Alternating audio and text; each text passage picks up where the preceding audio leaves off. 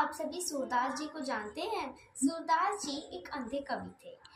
उनको कृष्ण जी ने और राधा जी ने एक साथ दर्शन दे रखे हैं।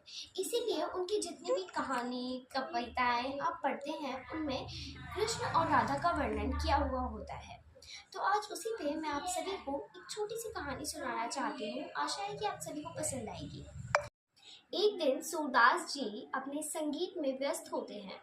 उसी पल वहां पर कृष्ण जी आते हैं और सूरदास जी को कहते हैं, हे मानव देखो कौन आया है तुमसे मिलने। तो सूरदास जी तो अंधे थे तो वो देख नहीं पाते, तो कृष्ण जी कहते हैं कि तुमसे मिलने मैं आया हूँ कृष्ण। तो फिर वो कहता है, हे प्रभु आपका बहुत बहुत धन्यवाद कि आप मेरे जैसे अंधे से मिलने आए। तो कृष्ण जी कहते हैं कि तुम कैसे हो।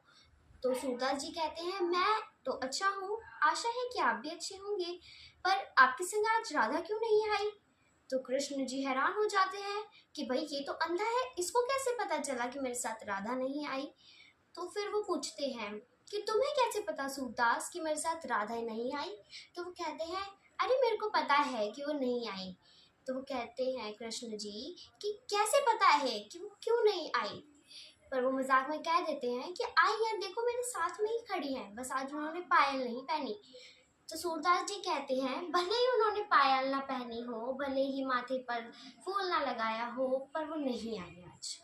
तो कृष्ण जी कहते हैं कि मुझे बताओ कि तुम्हें ऐसे क्यों लगता है कि वो नहीं आई जबकि वो मेरे बगल में खड़ी है। तो सूरदास जी कहते हैं कि हे प्रभु, अगर अभी आपके साथ राधा जी आई हुई होती ना तो मुझे कहना नहीं पड़ता, उससे पहले मेरी आंखें आ जाती।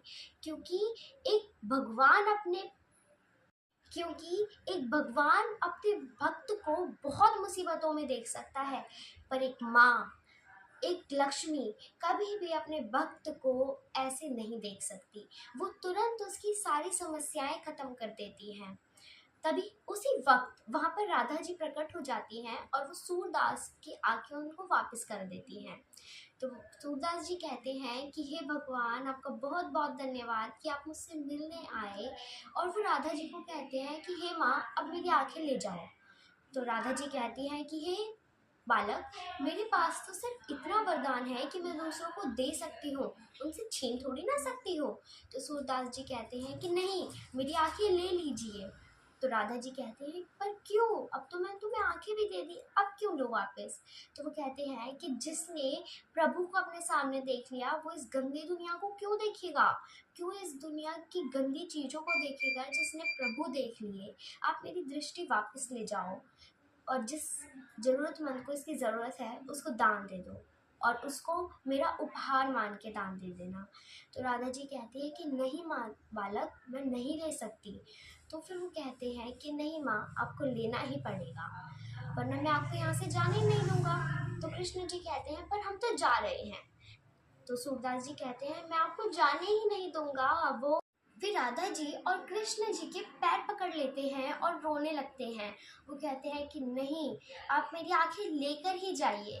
तो राधा जी उनसे उनकी आंखें ले लेती है और कहती है कि अब तुम जो तुम्हारा मन करे वो करो। तो सूरदास जी कहते हैं कि आपका बहुत बहुत धन्यवाद और वो वहाँ से चले जाते हैं।